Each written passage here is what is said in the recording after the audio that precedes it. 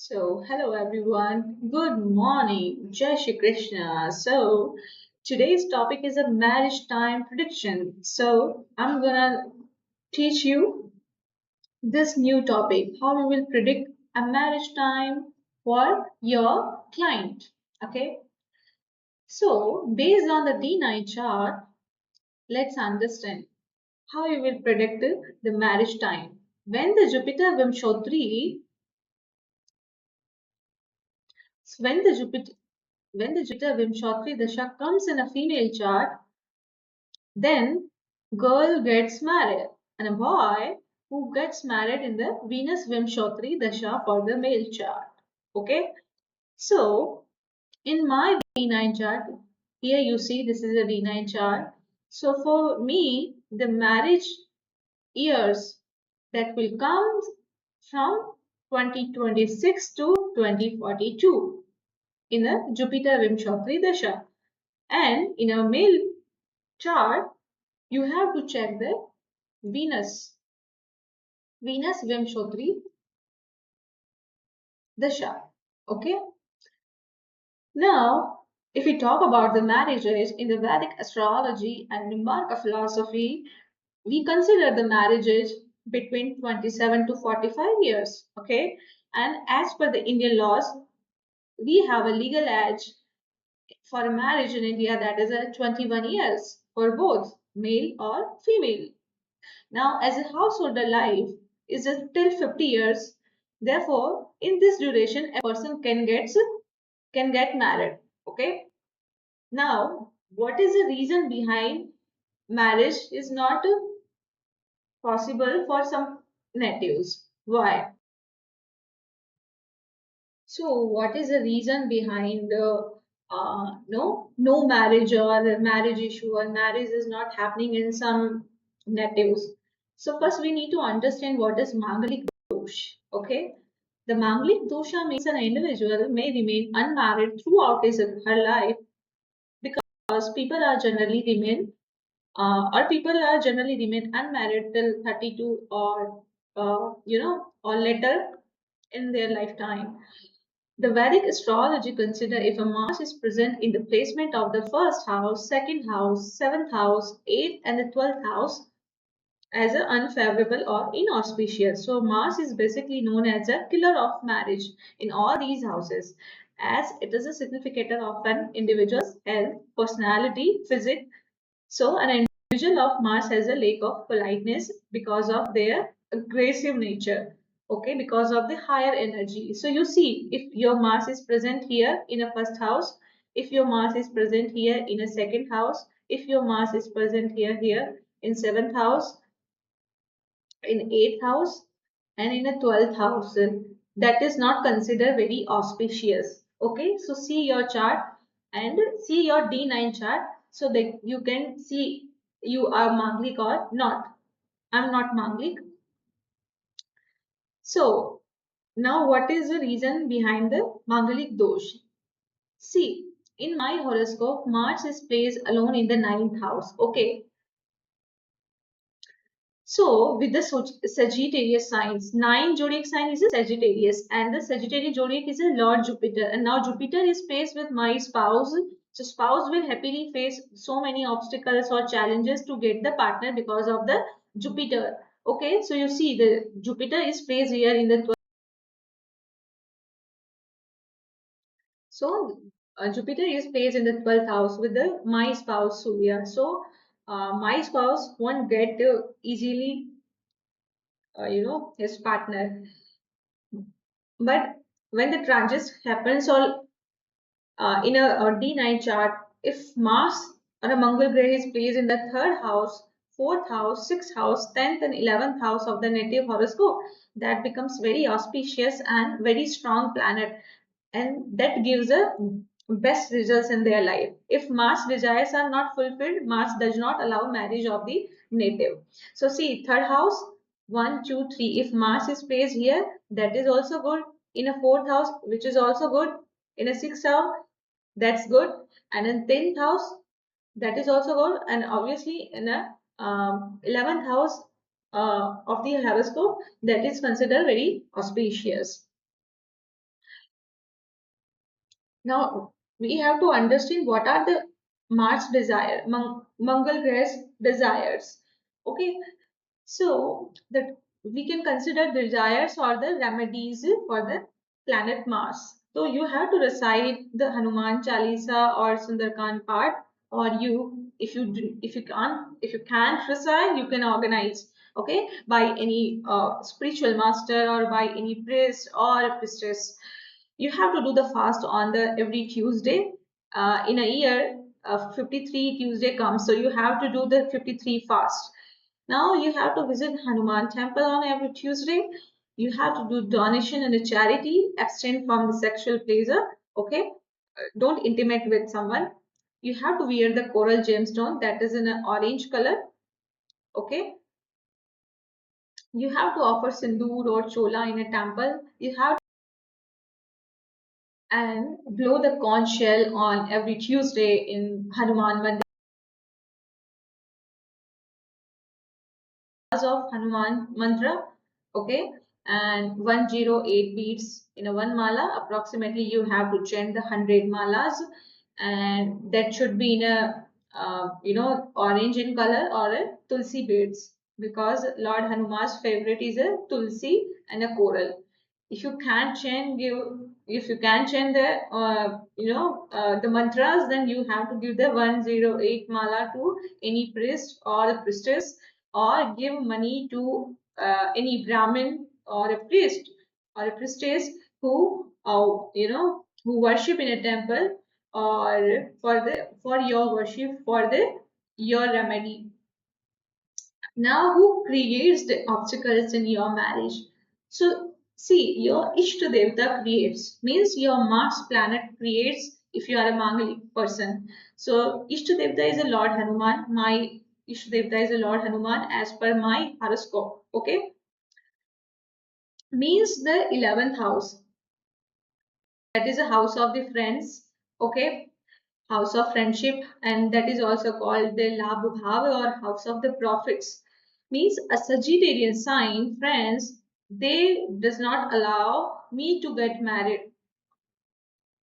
In a you can take in a two ways, that Lord Mars Hanuman is not allowing to get married, or like your friends who belongs to this sign. In my case, a person who belongs to this sign, they don't want me to get married. Reason, his desires or the God desires.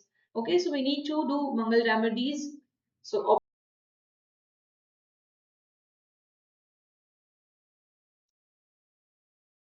So in case you have any accident, okay, if you are a Aries accident or a Taurus accident or a Virgo accident, any accident, you have to check your 11th house Lord. Okay, and that sign, the number sign, that will give hindrances or the obstacles in your marriage. So you have to fulfill their desires. Okay, so open your horoscope and see the planetary positions in your 11th house.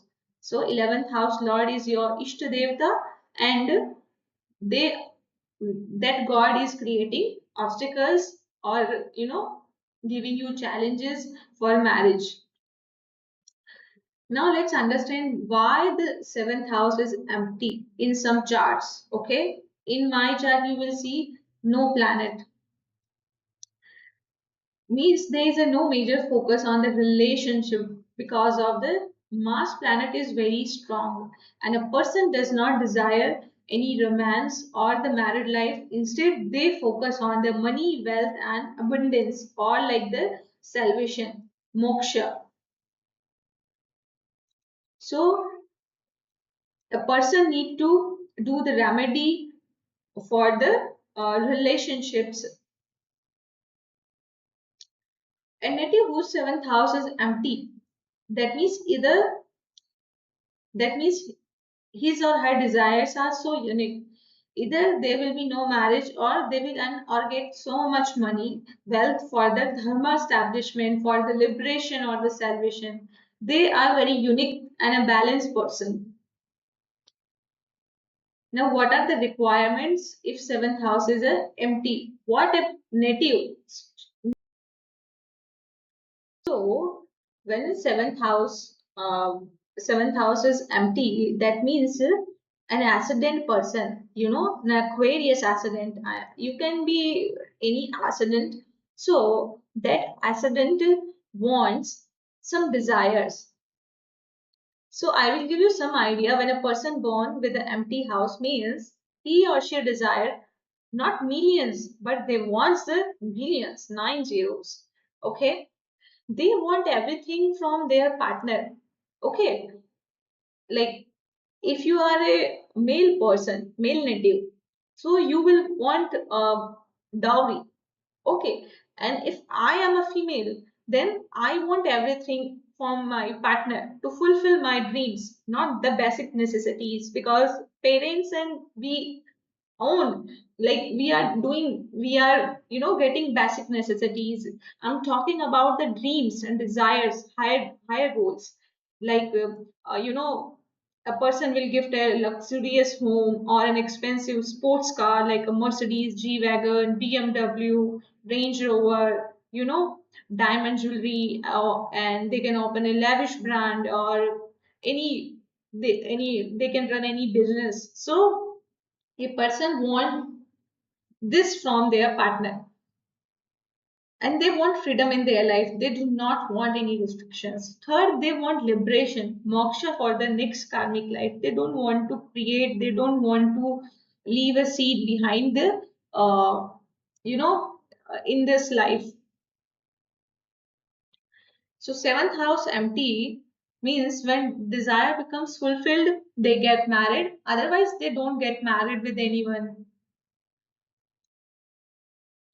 So, as per my horoscope chart, D9 chart, we call the Navamsha chart, you know, Leo born spouse will fulfill my desires, my dreams. If he can, then I will remain unmarried or I'm allowed to do marriage with anyone.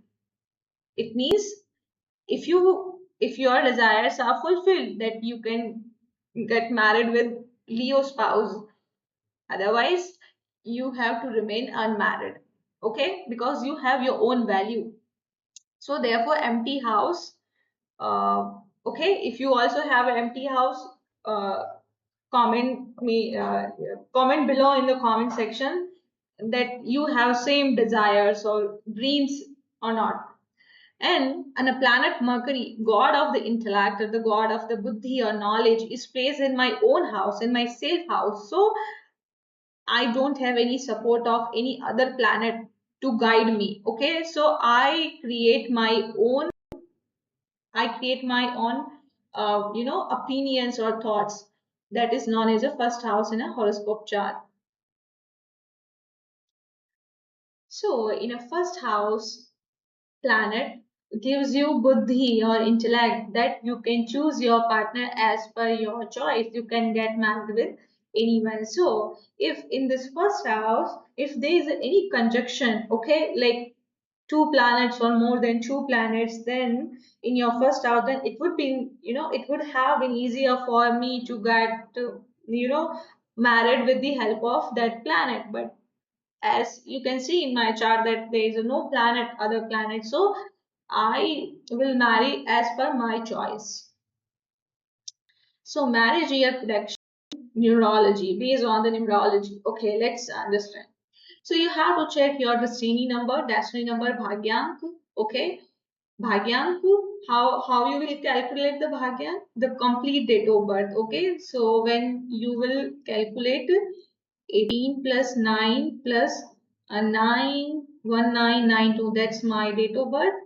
Okay, you will get three destiny number, three number, bhagyank 3. So bhagyank 3. So marriage year is a 3679, or the best date for the marriage is a 39. But date of birth, if you see based on the date of birth, then you can check 3/12/30. Your marriage year will be 3679, and the best date for your marriage will come on 3rd or 9th.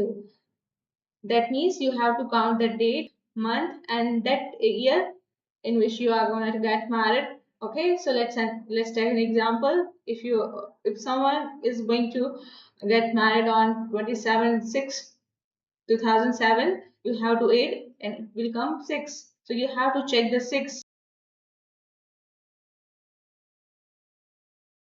Okay, so you can check your marriage year based on the bhagyank or the based on the date of birth.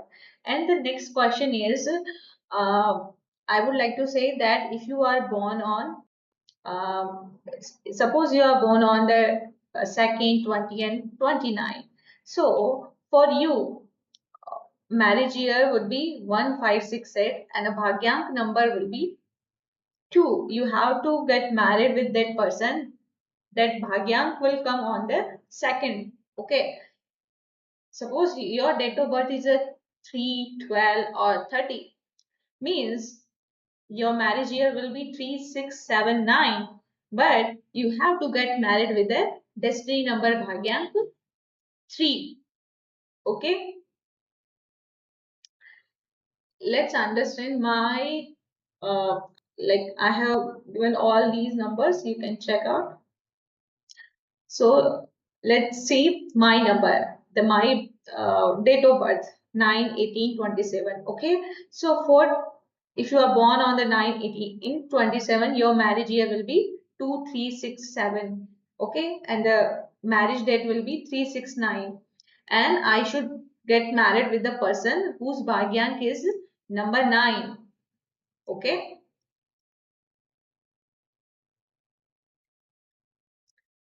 now here is a chart. So I made a chart. You see my date of birth 8992 marriage year calculation. So if I get married with this year, it comes 8. So no marriage. Marriage can't happen in this year. Okay. Now next try with the 2025 year. Okay. So see, destiny number will come 9. So marriage is not possible in this year because you have to check the marriage year 2367. So if your bhagyank is a 9, or like if you are born on the 9/18/27, you have to check your marriage year. It should be second, third, 6, and 7. Okay, the total of that complete date of birth, or we can say date of marriage year. Now we have to check 2026. So again, one, can you see one in this chart? No, that means marriage is not possible. So let's see, we calculate with the 2027. Okay, so it will come 2. So you see 2 is in the list. That means marriage may fix, or marriage can happen. So, and the age will be 35. Okay, I'm talking about my. So let's see next 2028. So it comes 3. 3 is also in the list. That means marriage may be fixed, or it can happen. So either you have to check the destiny number or date of birth. Okay, and you have, if you are born on the 9, 18, or 27, you have to prefer a person whose destiny number is a 9. If you are born on a 8, 17, 26, you have to prefer that destiny number 8.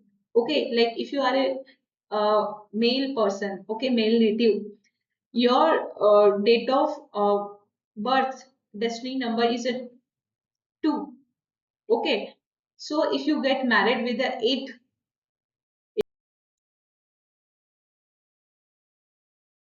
So now let's check other years. So now let's do total of with the 2029, that total comes 4. That means marriage is not possible. Okay, so if a if like my spouse destiny number is a 9, and I'm also born on the ninth uh, series, that is a 9, 18, or 27. So I'm born in the 18. So let's see. 4 is not in this list, that means marriage is not possible in this year. Now let's do total with 2030. It comes 5. That is also not in the list. That means marriage is not possible.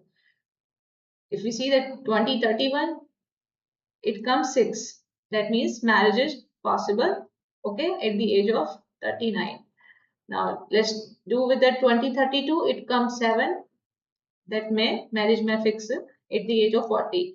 Now let's do total with the 2030, 33. It comes 8. Marriage is not possible. Okay. And with the 2034, it comes 9. That marriage can be fixed at the age of 42. And with 2035, it comes 1. That marriage is also not possible. You see here 1, no. And 2036, it comes 2. 2 is in the list. That means a marriage can be done at the age of 44.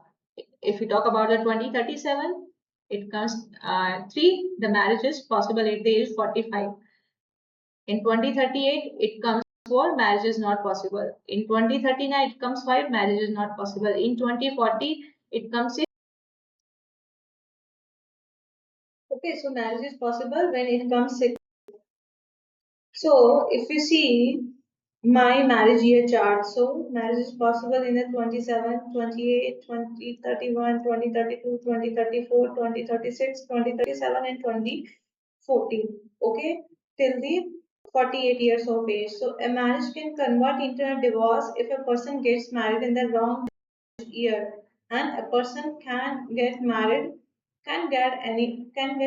anytime. Okay, so if it happens, it welcome the misfortunes, miseries, and the obstacles in life. So you have to be careful when you are thinking about marriage. So after 50 years of marriage, after 50 years of age, marriage is not recommended as per the shastras. Okay, marriage happens in a female chart when the Guru Vimshotri Dasha happens as per the astrology. That will start from in my Tina chart 2026 to 2042, or according to numerology, if you are born on the 9, 18, and 27, your spouse destiny number should be 9, okay, and the marriage year 2, 3, 6, 7. Then a marriage will be very good, very auspicious, okay. And if you do with other destiny number, it depends on God how you will welcome the misfortunes, miseries, and obstacles in your life. Thank you so much for watching this video. You can contact me, Dr. Akshita Sharma 108 at gmail.com, or you can visit this my website, drakshitasharma.com. Okay, I do consultation of the skin and astrology. Thank you so much for watching this video. So you understood that if you are born on the 9, 18, or the 27, okay, then your spouse Bhagyam should be 9. Okay. So check your spouse date of birth. If your spouse date of birth comes, if you do total and it comes 9, then a marriage will be successful. Okay, or a vice versa. If you consider your Bhagyam is a 9, then you have to check your spouse date of birth 9, 18, or 27. Okay, suppose let's take other example. If your destiny number or your bhagyank is a 6, okay, so you should get married with the 6, 15, 24 born person. Okay, if you are born on the 6, 15, 24, then you should get married with the 6 number bhagyank. You got my point? This is very simple. Either you have to check your bhagyan and his or her date of birth. If you are checking your date of birth, then you have to check his or her bhagyan. Simple, okay? So thank you so much. You see again and again, then you will get to know very quickly.